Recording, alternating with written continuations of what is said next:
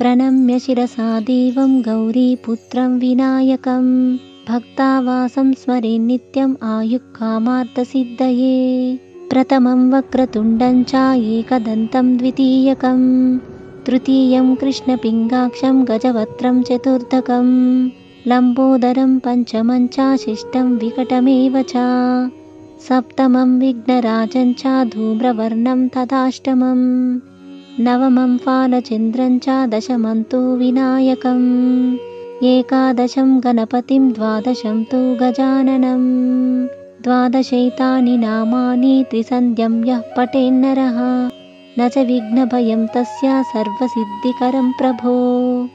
विद्यार्थी लभते विद्यां धनार्थी लभते धनं पुत्रार्थी लभते पुत्रान् मोक्षार्थी लभते गतिं जपेत् गणपतिस्तोत्रं षड्भिर्मासैः फलं लभेत् संवत्सरेण सिद्धिं च लभते नात्र संशयः अष्टभ्यो ब्राह्मणेभ्यश्च लिखित्वा यः समर्पयेत् तस्य विद्या भवेत् सर्वा गणेशस्य प्रसादतः इति श्रीनारदपुराणे सङ्कटनाशन गणेशस्तोत्रं सम्पूर्णम्।